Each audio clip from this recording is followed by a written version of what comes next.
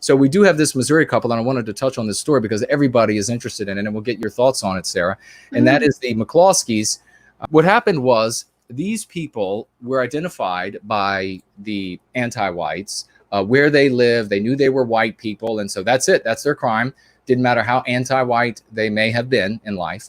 They didn't cite things that they could have done or opinions they could have held or relatives they may have had from 1,000 years ago that they could blame them for today. Of course, these are all just pretexts to arrive at the victimization of our people. But they went by these people's home before, a crowd of them weeks earlier, as I understand. Again, check this out for yourself, ladies and gentlemen. The McCloskeys reached out to security firms. Of course, they've got plenty dough. And so they said, hey, we need security out here. We have discovered that these anti-white groups, they, for whatever reason, are targeting us, our home. And so they did have security groups out there, different ones a couple times. And but most of these security groups either quit midway or they said, forget about it. We're not going to bother to protect you. And this is something, ladies and gentlemen, especially if you're new and you are, you're a patriot, or you're just, neutral on this. You're kind of an anodyne person, and you're like, something's going wrong in the world. I'm scared of what's going on. Let me find out what's going on. Look, you think that the state has to employ in the West a tyranny to maintain multiracialism. This is what we've said all along. This is what the state has done. And the state has demonstrated now, because exactly as we predicted, that as soon as you had anti-whites in office, they would tell police to stand down. That's exactly what's happening. They would use the law against our people. And that's what we're going to talk about in the McCloskey story right now. And you even see that for all of you out there that are proprietarians or these other libertarians, and you think, oh, private security firms. What happened to their private security firms? All of the private security firms they called said, get bent for various reasons. They say, well, you've been identified as anti-white, so you're going to be burned to the stake. We're not going to be part of that. And other reasons like, well, we couldn't possibly protect you because we don't have enough men. We don't have enough firepower. So all of you who thought, well, it's just private security. You see what happens with private security. So the private security firm that was supposed to be there that day decided they weren't going to be there when they found out. Of course, those people fear for their lives, and they fear for their futures. They fear for their jobs. They fear for their ability to get employment in the future. 300 to 500 anti-white destroyers march down the street, rip open a wrought iron gate, and then come onto their property. Oh yeah, and mind you, when the McCloskeys found out that they were known by these groups, they already began packing up all of the valuables. They had already heard many threats had been communicated to them about what these groups were saying and what they were thinking about doing. The rich often have that information ahead of time because of things like the dollars. And so they had already prepared or begun preparing. I mean, think about living like this. This is your future. It's not just going to be the McCloskeys if we don't recapture our destiny, ladies and gentlemen. And so what do they have? They have this emaciated little pistol, whatever it was. Maybe I don't know. I didn't get a good look at it. Maybe it was even only a 22 caliber, or maybe at most like a 38 or something like this, 32. And then the Sir McCloskey has the AR-15, probably an empty mag for all we know. And these people start pouring onto their property. And what are they saying as they're pouring onto the property?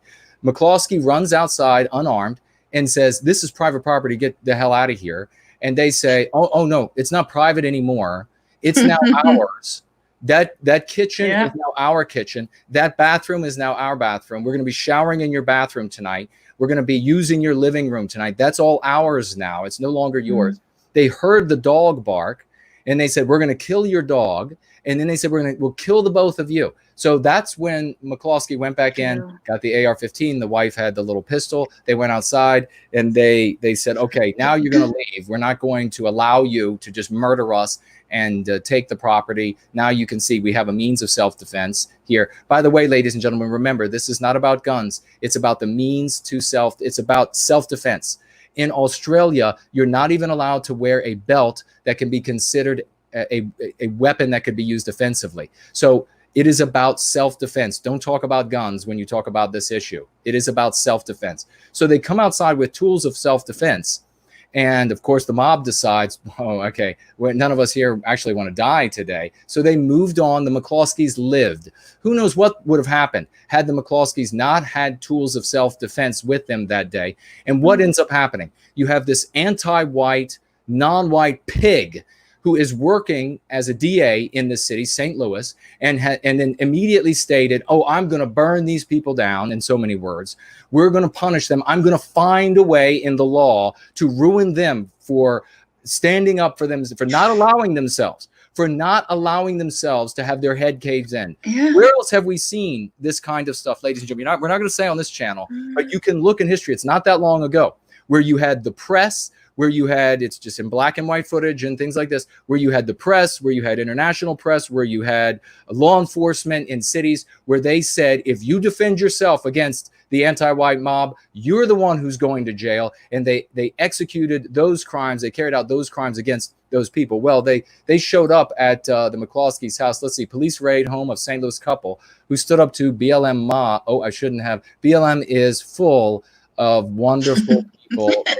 As you know, here on Going Free, BLM is, they have a lot of wonderful people there, and they are doing good things for their people in the way that they have a way that they're allowed to do it.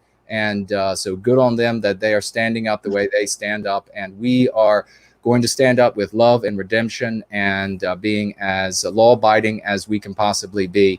Good on those folks. Police executed a search warrant and seized the rifle brandished by a brandished, just terrifying. The guy looked like he was holding a squirt. Yeah. Like he did, didn't he? It was the most alien thing. It was like he was holding a squirt gun from Mars. It looked so alien for him to be holding. So uncomfortable with it.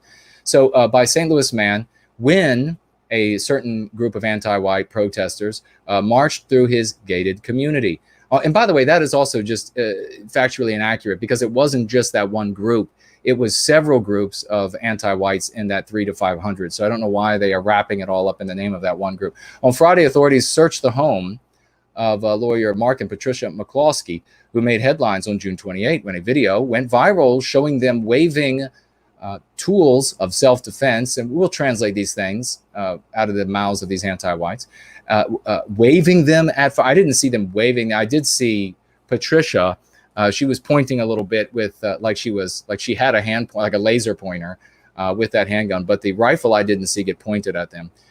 Let's see. And Patricia McCloskey was already in possession. Okay, so she handed over her little emaciated handgun to her lawyer, so the police could not thieve that from them. But they did thieve the AR-15 from the McCloskeys, which means that I'm inclined to think that the police, with their search warrant, examined the totality of the home. And unless the McCloskeys have a special stash somewhere, or maybe crossbows or bow and arrows or something, I mean, it's obviously not going to work to defend themselves, but that they are now totally unable to defend themselves. And they are home in the same house where the anti-whites, they know exactly where they are.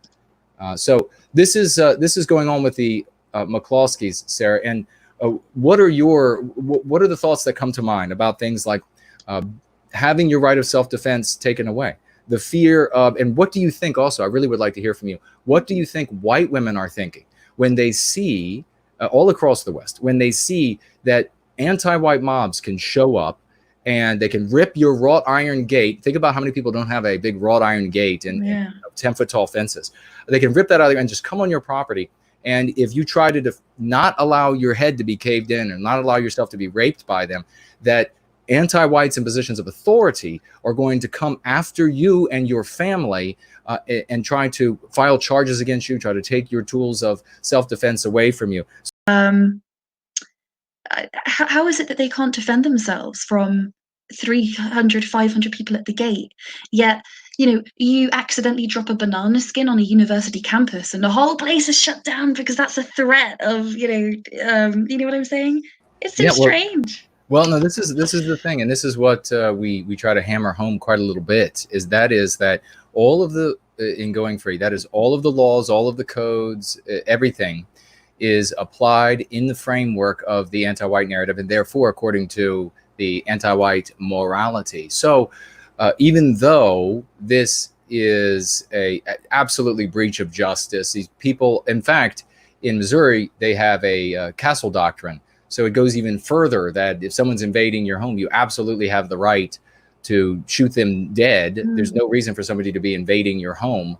And there are other states that have stand your ground. So all of these sorts of laws allow people, and just generally in the United States, and it makes perfect sense. It should be this way everywhere. If someone is coming into your home to harm you, to rob you, to harm someone you love, etc., you have absolutely every right, should have every right to defend yourself. But the application of the law is within, it is informed by the anti-white narrative and therefore anti-white morality. So we should never rely on what we call the fiction of legality or the fiction of the law, even though it makes perfect sense logically, even though it is the law that they are able to defend themselves, defend them home, not allow themselves to be raped and have their heads caved in, even though that is the case.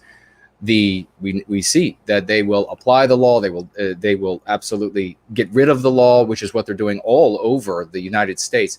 Why, folks, do you keep seeing thousands and thousands of these anti-whites out in the streets? Because they're being released. Instead of these people being arrested, arraigned, locked up, can't leave without bail, and stuck in jail, they can't go anywhere. They get out on bail, and then they go to participate again, and they're immediately put back in jail, and the bail is revoked. So some massive sum of money they lose. Sometimes these things can even, your bail is some like portion of your home's worth. Instead of that happening, the anti-whites in charge just keep releasing them back out into the streets and even dropping the charges. We see in New York and other places, they're talking about just drop the charges on these people and get rid of the bail requirement altogether. Just drop it. Let them get back out there on the street and continue to destroy. This would already be over by the arrests, or almost entirely over by the arrests that law enforcement has made. Police officers know that they arrest somebody, they bother to take them down, they bother to do all the paperwork, and they know that tomorrow they'll see the same person out on the streets, and there'll be no punishment for what they had done. But when it's inside the anti-white narrative, when white people decide that they're going to stand up for themselves, and this in particular is important because this was video for anti-whites, because this was videotaped, and it showed that if you have the ultimate equalizer, which is in the modern world, the ultimate equalizer is the firearm. You could be 90 years old, a woman, and 90 pounds. And if a guy comes after you and he's 6'7", 300 pounds, and you have a firearm, you win. It doesn't matter how he could bench press Volkswagens, and you still win. That is the ultimate equalizer, and that is why it is such a magnificent thing. It puts everybody on the same playing field as long as everybody has access. The anti-whites know that. That's why they don't want you to have access. So they see this couple, they go out there, and they're able to hold off 300 to 500 because these two people have one rifle that looks like it's so uncomfortable for him. I don't know if I can't guess his political persuasion. So I was gonna go a direction with a joke, but who knows actually what he's actually for or against. But he has this thing that looks totally uncomfortable to him. And, like maybe he's holding some sort of sex toy in public, maybe. And the wife has this little emaciated pistol, and 300 to 500 decide, okay, well, guess we're not going to have your living room as ours. We're not going to murder you and your dog. We're not going to. And so the anti-whites cannot allow that to happen. They cannot allow white people to be flexing their self-defense mechanisms. They need white people to be guilted. That's why we say no white guilt, because white people have to surrender for anti-whites to be able to victimize us.